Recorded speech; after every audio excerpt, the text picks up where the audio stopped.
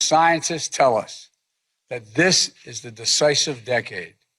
This is the decade we must make decisions that will avoid the worst consequences of the climate crisis. On April 22nd, 2021, US President Joe Biden hosted a virtual climate change summit where world leaders pledged their commitments to this common concern, promising hefty cuts in greenhouse gas emissions. The conference highlighted the need to shift from fossil fuels to renewables in the face of looming repercussions of climate change.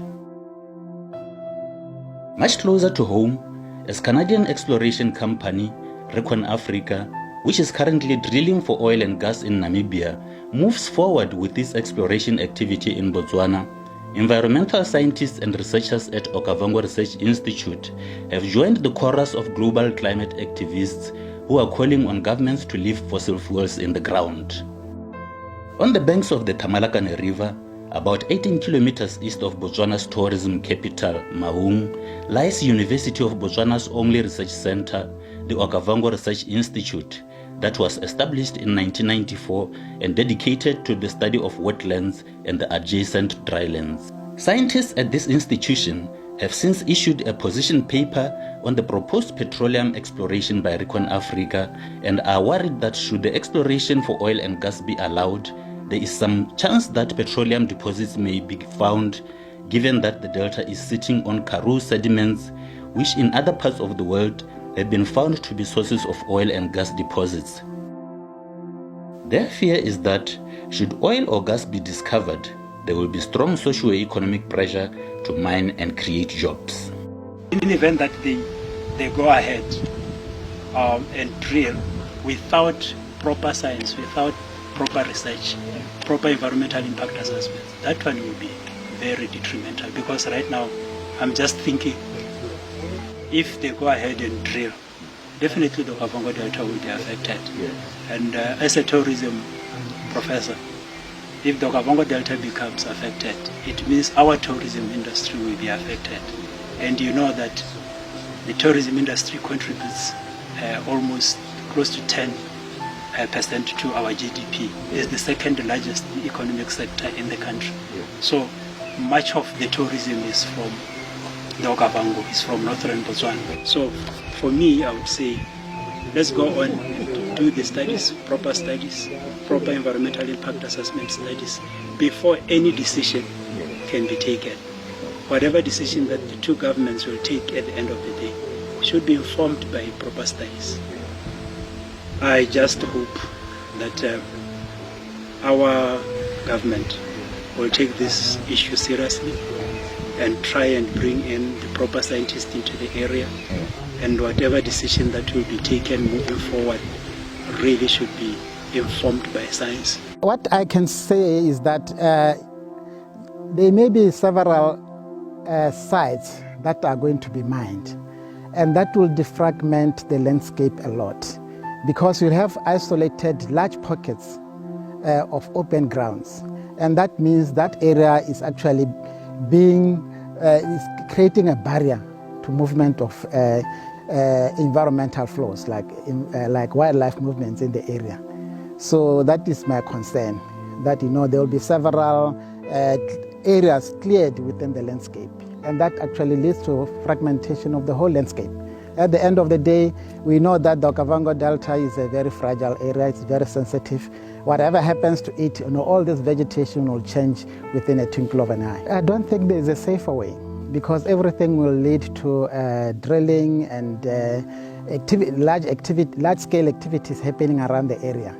And then there are likely to be spillage. No matter how cautious you are, there will be spillage of oil, there will be trucks moving into the area, there will be large activity. It will be a center of attraction for everyone, because that's where everything like money and everything is rolling. So I don't think there's a safer way, but for me, I will suggest that they resort to other means of sourcing energy rather than through petroleum. I think that we are chasing ghosts. Both Namibia and Botswana have got abundant free energy from the sun, which we just haven't got around to exploiting. And why we're looking for oil now when we know that we can't afford to develop any further fossil fuel resources. Really, I think that both Namibia and Botswana should not be considering extracting or even facilitating the extraction of more fossil fuel. We owe it to the world. Carbon dioxide levels in the atmosphere have hit 419 parts per million, which is double what they were 400 years ago. The globe is in big trouble because of fossil fuel. We owe it to the rest of the world to make sure that those resources stay underground. We as a country should be trying to explore renewable energy.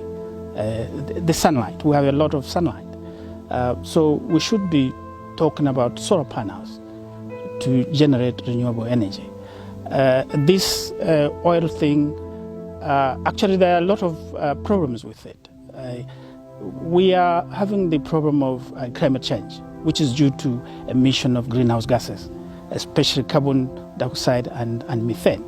Methane is more dangerous than carbon dioxide, and methane will be one of the will produce a lot of methane from the drilling if we go that far. So that will actually exacerbate the problem of climate change. We should be talking about renewable energy and leave the non-renewable energy behind. Well, we are in a semi-arid environment, so climate change is a big thing for us. We should be doing our best to reduce this climate change, the impact of climate change. We should be in the forefront, knowing the problems we go through on a daily basis. We should be actually in the forefront trying to reduce climate change. And therefore, our way out is to resort to renewable energy, since we have abundance of it. A rural development academic at the Okavango Research Institute, Professor Oluwatoyin Dareko-Laule, says valuable lessons should be learned from Nigeria's Niger Delta, which brought excitement when the first oil exports commenced in 1958, but is now ranked among the 10 most polluted places on earth. It's like the case in the Niger Delta in Nigeria. Those guys are supposed to be rich people. But when exploration began in 1960, that was the beginning of the problem. I myself, I went there and I saw it live. You see when the flare gases everywhere is red, the whole water is polluted, the plants are dying. Even the farmers cannot even harvest anything. They can't even get anything from the soil again because the environment is destroyed completely. So it's the same thing. This is the implication we're talking about, that if we don't check this process, it might lead to something else. And of course, food insecurity is going to be a major problem.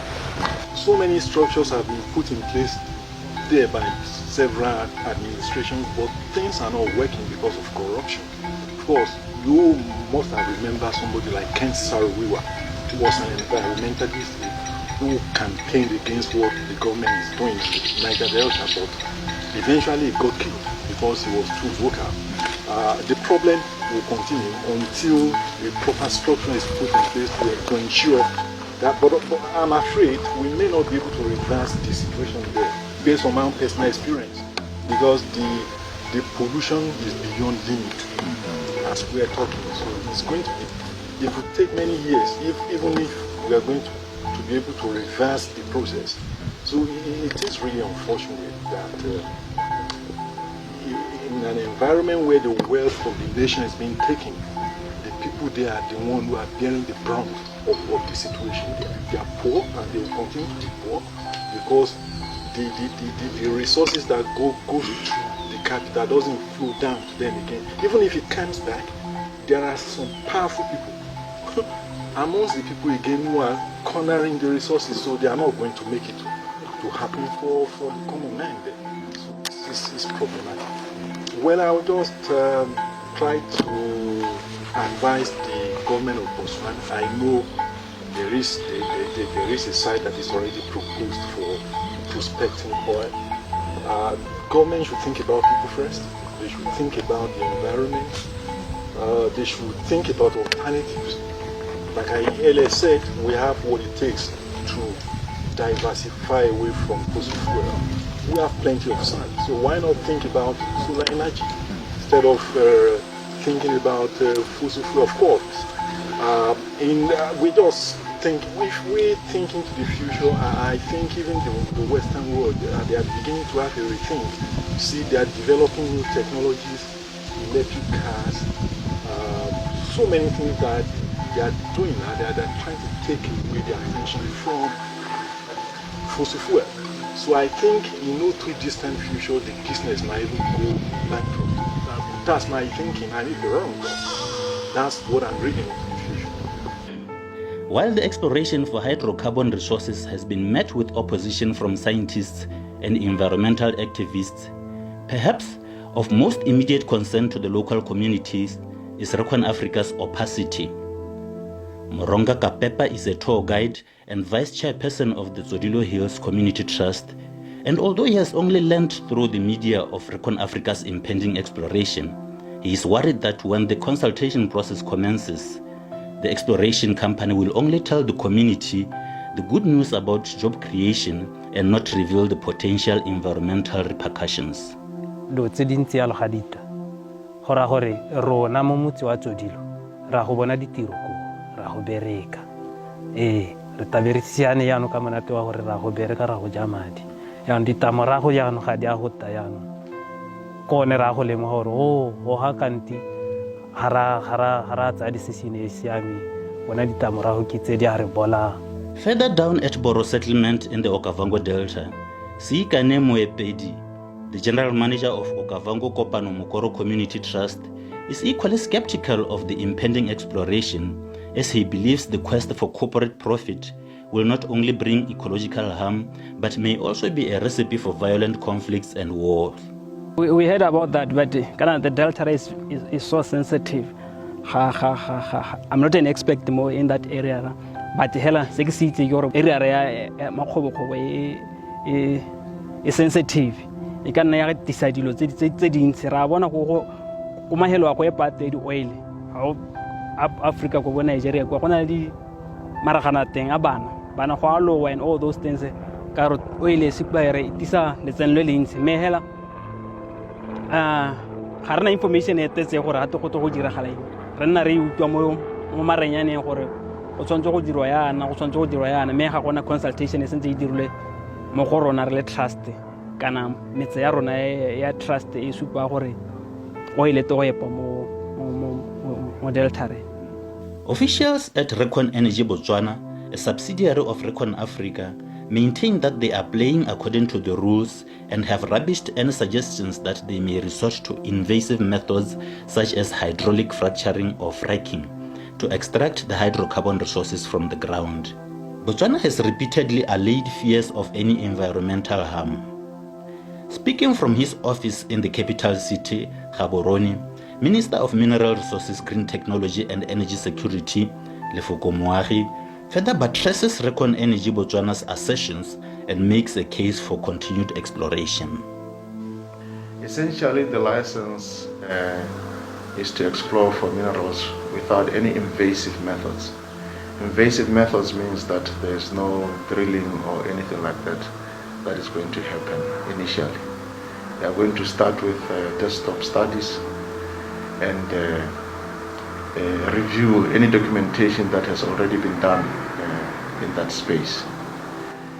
In year 3 of that license, that is when they will start the application for an environmental impact assessment.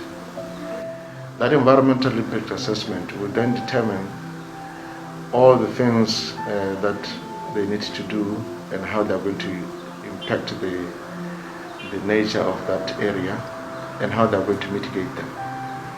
So essentially they haven't done anything in terms of putting anything on the ground. They're currently doing desktop studies and things like that. What also needs to be understood is that the license that has been given has expunged the World Heritage Sites in the sense of Okavango Delta and the Zodilo Hills from both the core and the buffer zones, so that at least we do not disturb anything in that pristine environment. And I need to assure Botswana that we take this very, very seriously, in the sense that we have, even from as far back as 2 years ago, commissioned a study with the DPS and other partners, so that we can see how we can preserve this, so that men and the biodiversity that we see there coexist in that space. At the end of the day, whatever will make economic benefit for Botswana is weighed against everything else that exists within a particular area. So if we are to grant a mining license, we will weigh it against the pristine nature of that biodiversity, and therefore make what will be the ultimate decision that will be good for the benefit of all Botswana and Botswana at large. I took the liberty to visit the drilling operations for the same operation in Namibia, you see, whereby they now drill kilometers into the ground to find the oil. And what was impressive was that they were using now mud clay going into the borehole, such that this mud is not invasive in any way through chemicals that could otherwise contaminate these things. Yeah, and true to that, that water was tested by two independent authorities in Namibia, and it was found to be suitable to be drunk by animals and people actually. That mud clay, it actually seals off everything, such that whatever doesn't need to go into the atmosphere stays where naturally it was residing. So this is one key aspect of this process that I was very happy about, because also when you look into issues that people normally talk about, like hydraulic fracturing or fracking as one would call it, you'll find that the good thing is this basin that we are talking about, it occurs in the carbonates, your sandstones, your limestones, you see, where you found that there's porosity and there's permeability. Yeah. So those things, it means that the oil would then just come out to the ground. If it was deeper, where the oil was found in the shales only have porosity and no permeability, and therefore it means that the oil will actually escape through those shales. That is when now, as you want to bring it back, you would start using the methods of hydraulic fracturing. So it is good that this basin that they're exploring the oil has been found in Namibia, which is the same basin that is in Botswana, to be occurring in the carbonates, where we've got both porosity and permeability, and therefore it doesn't have to escape into the whole atmosphere, the whole soil system. In the face of global climate change concerns, countries in the developed world are divesting from fossil fuels and investing in renewable energy. But as the global north makes the transition, and Africa seemingly becoming the dumping ground for fossil fuels technologies, Mr. Fokomari argues that it is not too late to look to hydrocarbon resources for economic boost. He also argues that Botswana has the fundamental right to exploit its natural resources, including fossil fuels. If you're not there yet in terms of renewables, you can't simply just switch off the plug. You're gonna move gradually to renewables, whereby you've now at least plugged this. The least you can do is to make sure the technologies are cleaner, so that you reduce your carbon emissions, you reduce your footprint, carbon footprint, and things like that. So we are alive to all this, we are alive to climate change, and we are also party to that. So we will do anything that is less harmful to Mother Earth, so that we transition from fossils to renewables. Innocent Sukudu, reporting for The Voice Online.